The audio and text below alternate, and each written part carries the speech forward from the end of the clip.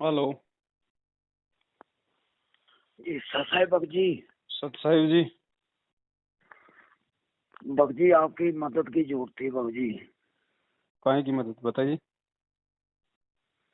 बक जी मैं मतलब वो बहुत परेशानी से गुजरा था। मतलब ये 2-3 साल, एक तो पहले ही बात मेरा एक्सीडेंट हो गया था। हम्म।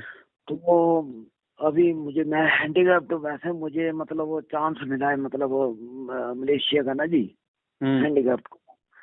तो मुझे वीजा टिकट के लिए मतलब पैसे कम हो रहे थे, मतलब इसलिए मैंने आपको कॉल किया था बक जी। नाम कब लिया तो था भगत जी? बक जी हो गए 3 साल हो गए जी। क्यों जा रहे हो मलेशिया? बाबू जी कंप्यूटर ऑपरेटर का और पैकिंग की वैकेंसी आई थी, मैंने उसके लिए अप्लाई कर दिया था जी। तो दुनिया तो भगत जी विदेशों से हिंदुस्तान में आने की सोच रही है। भगवान तो यहाँ पे आया हुआ है, आप मलेशिया जाने की सोच रहे हो भगवान से दूर। क्या करोगे भगत जी? क्या करे भगत जी, इधर कोई मेरे को जॉब देने के लिए मेरी हालत देख के तैयार ही तो नहीं होता था हिंदुस्तान तो। में भगत जी एक हिंदुस्तान में 130 करोड़ लोग हैं भगत जी, वो भी तो अपना पेट भर रहे हैं। और वो तो जगत जी वाले हैं, उनकी तो पता नहीं कितनी इच्छाएं हैं। आप तो भगत हो, 3 साल में कुछ तो इच्छाओं का अंत हुआ होगा, आपका तो आराम से पेट भर सकता है भगवान। जी भगत जी। कर्जा तो मेरे ऊपर है भगत जी, तो क्या मैं भी अमेरिका भाग जाऊं? भगत जी ज्ञान को आधार बनाना पड़ेगा यहाँ पे। परमात्मा कहते हैं उत्तर जी दक्षिण पूर्व पश्चिम फिरदा दाने दाने नु सर्व जी कला भगत सतगुरु साहिब की हरि आए हरियाणे नु। एक भगत ने आश्रम में गुरुजी से ऐसी प्रार्थना की थी अमेरिका जाने की। तो जी। परमात्मा ने कहा कि नालायक भगवान पे विश्वास कर, क्यों भटकता फिर रहा है? अगर विश्वास करेगा भक्ति करेगा तो यही अमेरिका बना दूंगा। पुण्यात्मा, गुरु का वचन पालन करना इस भक्ति मार्ग में अति अनिवार्य है। और गुरु केवल वही ज्ञान और वही आदेश देता है जो आपके हित में होते हैं। एक भक्त कह रहा था जी, उसने कभी प्रश्न किया होगा, दास को तो इतना ध्यान नहीं रहता क्योंकि लाखों की संख्या में एक महीने में भक्त मिलते हैं। 5 वर्ष पहले उसने दीक्षा ली थी 2008 में। वो कह रहा था जी मैं अमेरिका जाने की तैयारी कर रहा हूँ। तो उसने अभी बताया, कहने लगे जी आप ये बोले कि भाई आड़े यही अमेरिका बना दूंगा जब तू विश्वास करेगा। तो वो आज बता रहा था जी मुझे ऐसे दया कर दी दाता ने, समय पर टूक नहीं था, कर्जा सिर पर बहुत गना था, आज सारा सुख दे दिया और यहीं पर बढ़िया काम चला दिया। तो पुण्यात्माओं, गरीबदास साहब जी कहते हैं पूर्व पश्चिम उत्तर दक्षिण तू फिरदा दाने दाने नु, और सर्व कला सतगुरु साहिब की हरि आए हरियाणे नु। मालिक ने पहचान कर धक्के खाते फिरते हो तुम, लगो एक बार भक्ति पर, सारे सुख दे और मोक्ष भी देगा आपको।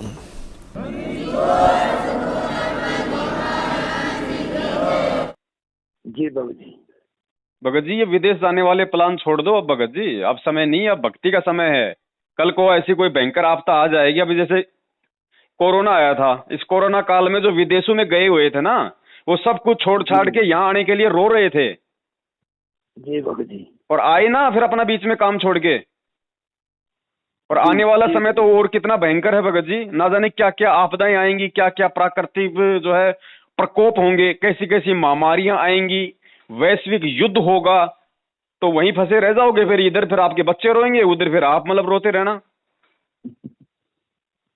जी भगत जी। अब भगत जी भगवान आया हुआ है, इतना ज्ञान दे दिया, इतना समझा दिया भगत जी, फिर कब समझेंगे हम? आज भी हम मलेशिया कनाडा अमेरिका जाने की सोच रहे हैं। क्या करोगे भगत जी? यहाँ से 1.5 गुना मिल जाएगा, इससे ज्यादा क्या मिलता है वहां पे? भगत जी जी परमात्मा ने भजन दिया है तो भोजन की व्यवस्था वो खुद करेगा, हम क्यों रोए उसके लिए? अपना जो कर्म है वो करो ना भगत जी, छोटा मोटा जो भी परमात्मा ने आपको दिया, जिस भी आप योग्य हो। जी भगत जी। भगत जी इन चीजों को समझो भगत जी, परमात्मा इसीलिए तो हमारे से दुखी होते हैं कि इतना समझाने के बाद भी आज भी ये मेरे से दूर ही भग रहा है। दुनिया तो हिंदुस्तान में आने की सोचेगी आने वाले समय में कि परमात्मा आया हुआ है, और हम भगत जी परमात्मा से दूर भाग रहे हैं। अब वहां जाके बताओ कौन सी आप ये मर्यादा निभा लोगे? मलेशिया जाके कौन सी मर्यादा निभा लोगे आप? जब भक्ति नहीं कर पाओगे तो मलेशिया क्या, चाहे आप मतलब चांद पे पहुंच जाओ, क्या फायदा? जी भगत जी। भगत जी छोटा मोटा परमात्मा को दंडत करके, परमात्मा से हृदय से अरदास करके, चाहे अपना चावल की रेडी लगा लो, भगवान उसी में पेट भर देगा भगत जी।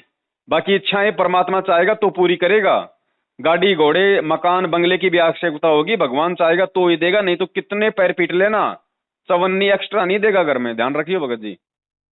अगर उसके, यदि आप उसकी शरण में हो तो, क्योंकि जब मरीज डॉक्टर की, जब उसमें शरण में होता है, हॉस्पिटल में होता है, उसकी कस्टडी में होता है, तो फिर वहां पे मरीज की नहीं चलती, वहां पे फिर डॉक्टर जैसा करेगा वैसा ही उसको रहना पड़ेगा, अगर अपना रोग कटवाना है तो। और नहीं कटवाना तो फिर चाहे भाड़ में जाओ, चाहे मरो वहां से निकल के। तो हम भगत जी, हम इस परमात्मा के हॉस्पिटल में हैं भगत जी। अब हमारा ऑपरेशन जारी है, वो ऑपरेशन को बीच में छोड़ के आप मलेशिया भागोगे, क्या ले आओगे वहां से? 3 लाख ले आओगे, 4 लाख ले आओगे, क्या करोगे? आते ही अगर वो आग में जल गए, कोई चोर चुरा ले गए, फिर क्या? फिर रोगे बैठ के, मैंने 4 साल मलेशिया में काम किया था, 4 लाख लाया था, मेरे पैसे चोरी हो गए। और क्या कर लोगे 4 लाख में? होता क्या भगत जी, आदमी 2 घंटे में खर्च कर देता 4 लाख रुपए आज। जी भगत जी। भगत जी यहाँ रहो, बाल बच्चों के साथ में रहो, उनको भी जो है परमात्मा की भक्ति से जोड़ो, उनके साथ रहो। अब बेचारे इधर तो वो परेशान रहेंगे आपके वियोग में 2, 2.5, 3 साल, उधर आप उनको बार बार फोन कराओगे, आपस में तड़पोगे, भगवान की भक्ति से ध्यान हटेगा, सिर्फ 4 पैसों के लिए।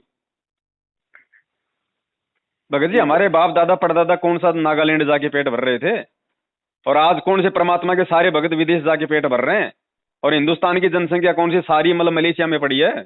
दे रहा है ना भगवान, वो हाथी है। आप जितना एक महीने में नहीं खाते उतना एक टाइम खाता है, वो कौन सा भगत जी वो कनाडा जाके वहां पे वो गटर साफ करके अपना पेट भर रहा है, उसको भी दे रहा है ना भगवान।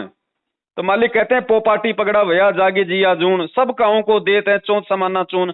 आप तो उसकी शरण में हो डायरेक्ट, आपको नहीं देगा तो फिर किसको देगा भगत जी? लेकिन यहाँ बात है विश्वास की, भक्ति की, मर्यादाओं की। जी भगत जी। थोड़ा विश्वास करो भगत जी भगवान पे, भगवान यही अमेरिका बना देगा, मालिक का वचन है। दास आपको वीडियो भेज देगा परमात्मा का। अब वो बातें परमात्मा हर किसी को थोड़ी कहेगा। अब परमात्मा ने एक भगत के माध्यम से वो अगर उदाहरण पेश कर दिया संगत में, तो वो सबको समझना चाहिए।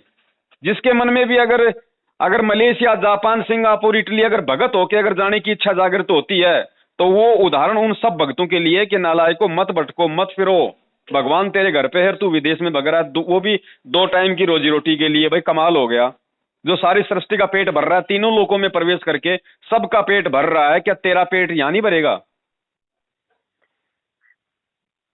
भगत जी कैंसिल कर दो वीजा टिकट बड़े भाई, ये भक्तों के काम की नहीं है, भक्तों के काम की सिर्फ आप भक्ति है।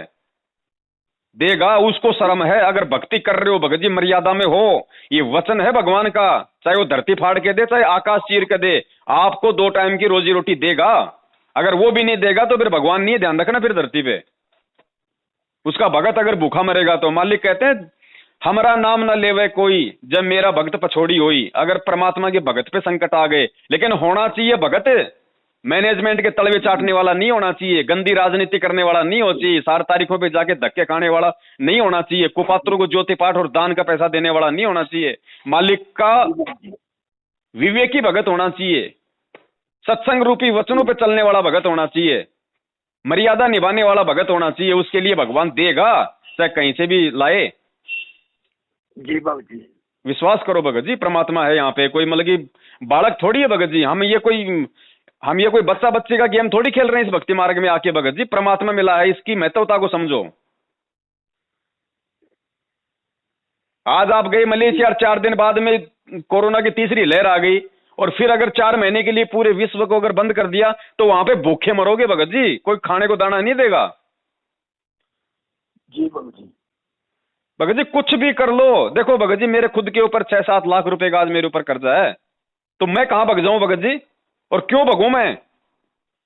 जी भगत। मेरे से ज्यादा तो उस अनिल अंबानी के ऊपर कर्जा है, जो दुनिया की नजरों में बहुत बड़ा नंबर 1 का आदमी दिखाई दे रहा है। उस भारत के प्रधानमंत्री के ऊपर कर्जा है, मेरे से असंख्य गुना ज्यादा। जब वो नहीं भग रहे तो मैं क्यों भगूं भगत जी? वो तो जगत है, मैं तो भगत हूं। किस पे कर्जा नहीं है भगत जी? दुनिया में कोई ऐसा आदमी बता दो जिसके ऊपर कर्जा नहीं है। किसी के ऊपर माँ बाप का कर्जा है, किसी के ऊपर सांसारिक कर्जा है, किसी के ऊपर बेटा बेटी का कर्जा है, किसी के ऊपर खुद की गलतियों का कर्जा है।